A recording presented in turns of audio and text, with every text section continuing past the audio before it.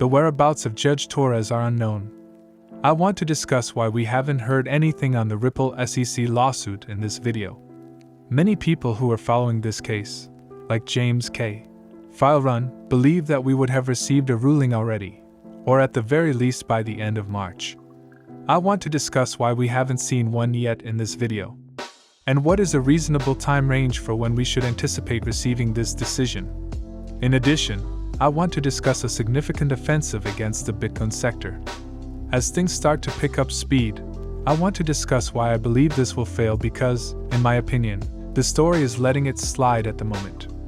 Hence, I normally try to steer clear of politics on this channel because I know that many people have quite strong opinions on either side.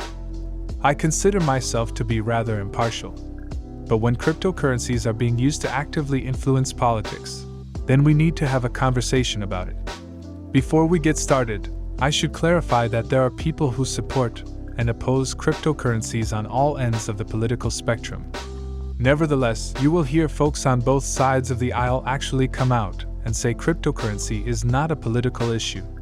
From what I have seen recently, it appears like most Republicans have been a little more pro-cryptocurrency, and there has been more anti-cryptocurrency sentiment on the Democratic side. They are making a sincere effort to maintain its impartiality, which is normally a good thing. Yet this kind of behavior is abhorrent. Elizabeth Warren announced earlier today that she is actually focusing her 2024 campaign on building an anti-crypto army. When I initially saw this, I believed that doing something like this was completely insane. We are aware that approximately 25% of Americans currently own cryptocurrency. This sounds like a terrible approach to increasing the number of votes, so it doesn't seem like a very good idea to attack the industry in this way, even if you didn't like Bitcoin and wanted to bring harm to the sector. This is because there are much more individuals who appreciate cryptocurrency than who truly despise it. Despite the fact that only 25% of Americans are cryptocurrency owners, the truth is that a lot more people are curious about it or interested in learning more about it than vehemently oppose it and support an effort to get it banned. I think Meta Lawman's tweet about this was excellent. Is it strange that a US senator, whose sole offense is making financial judgments, is raising an army to fight her fellow citizens? She doesn't like it? If she truly intends to raise an army to prevent individuals from making purchases, why does she not declare war on fentanyl? And I believe he has hit the nail on the head with this. I believe that this clearly demonstrates who Senator Warren is running her campaign on behalf of. She presents herself as a champion of ordinary people and Americans. But the major banks that stand to lose from its ingenuity are the only ones that want cryptocurrency prohibited. We are aware that cryptocurrencies will upset the balance of our current financial system. And we are aware that this will result in faster and less expensive money transfers throughout the world. Only one group stands to lose out from this innovation, and that group is the major banks. Nevertheless, I do believe that her method will ultimately fail miserably. I don't necessarily believe it will stop her from winning re-election. The more anti-crypto individuals she is surrounded with, however, and the more they start to vanish, I believe it will become increasingly difficult for her to maintain her position. The conclusion of the day.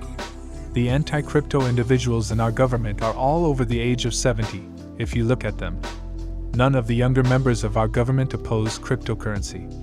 And that's only because our government's senior citizens don't comprehend it.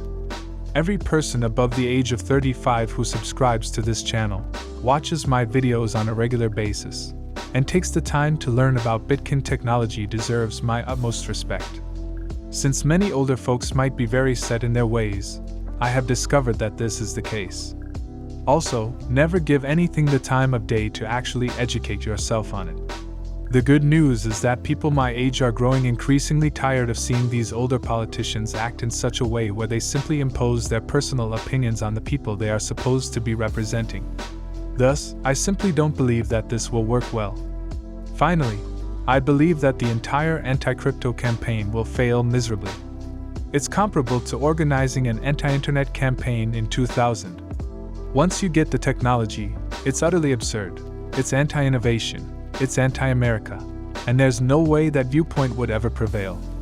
And I am aware that witnessing things like this can depress you because you wonder how these politicians could possibly not understand. Will we ever advance in any way? When will the government officials start to comprehend what is going on? The good news is that there are members of our government who are aware of what is going on. They simply aren't as vocal as some of the anti-crypto individuals, which is a shame. Nonetheless, a large portion of the government does recognize the potential of blockchain technology. And it's not simply because you can keep Bitcoin in a wallet and it's decentralized that we enjoy it. Actually, it goes much further than that. Senator Pat Toomey is one of the people I genuinely respect who frequently discusses these problems.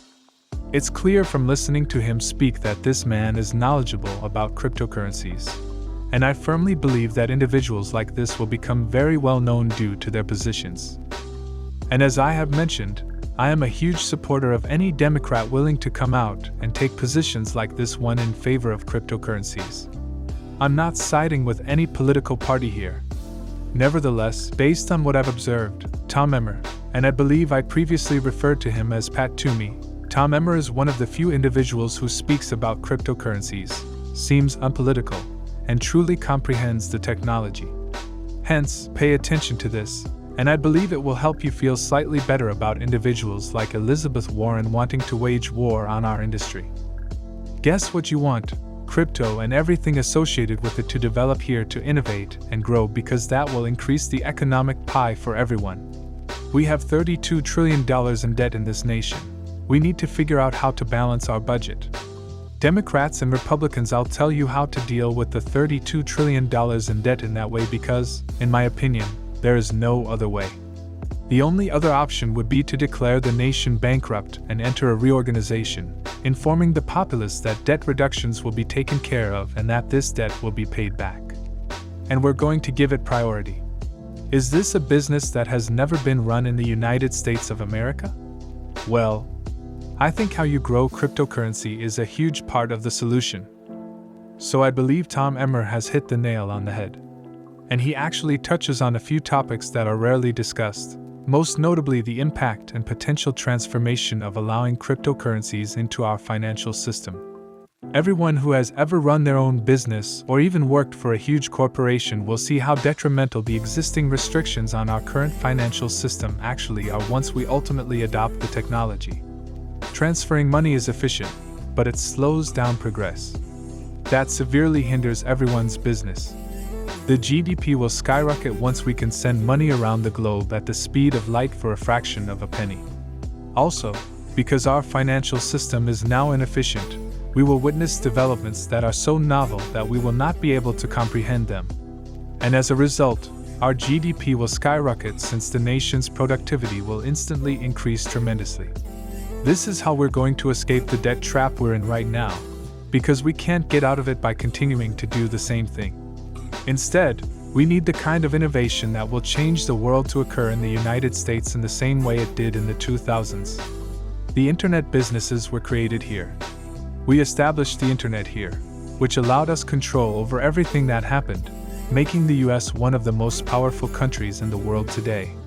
Because blockchain technology and cryptocurrencies are so much more significant than the internet as we know it now, we need the same thing to happen. Politicians who can accomplish it are what we need. And for that reason, it's crucial. We back Tom Emmer and other cryptocurrency supporters wholeheartedly. Although this topic is obviously receiving a lot of attention at the moment, I want to wrap up this video by discussing where Judge Torres is. The main reason why everyone is anticipating a ruling from Judge Torres by the end of March is because James Kate Fileron, a well-known attorney in the XRP community, predicted that the case would be resolved by March 31st. Now, his reasoning for why the case will conclude at the end of March was based on Judge Torres' requirement that she reach a ruling within 6 months. And he was assuming that the end of March marked the conclusion of the 6-month timeframe. Unfortunately, it turns out that the information in James K. The filing was incorrect, and Judge Torres' 6-month window for making a decision really expires in September. Before you stress out, this does not necessarily indicate that she will decide in September. In fact, it is highly unlikely that she will. Given all of her other decisions, it is quite probable that we will receive a ruling in this case before the end of April. In fact, given all of her prior decisions, we should be anticipating a ruling in this case at any moment. Nevertheless, I wanted to show you something intriguing to demonstrate that Judge Torres isn't simply focused on this issue. Since the case began, more than 172 lawsuits have been added to her docket. Hence, this lady is quite busy and has a lot going on. Furthermore, she isn't just idly contemplating her options.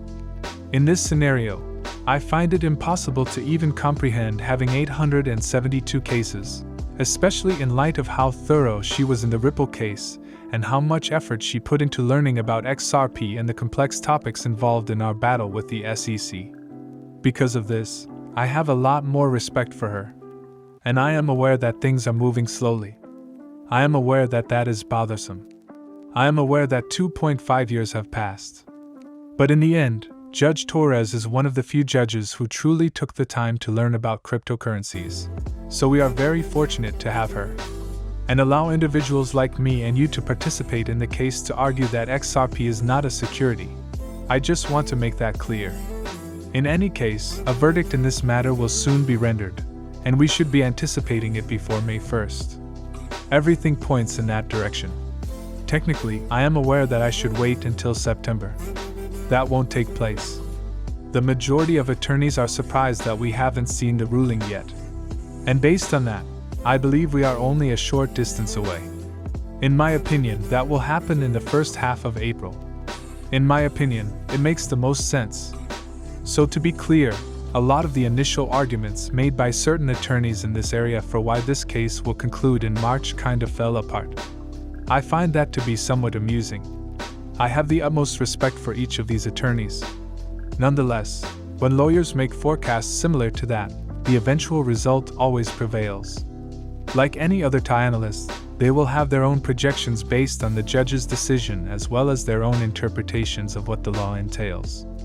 Yet until we receive the verdict, nobody will truly know what will transpire. The conclusion of the day.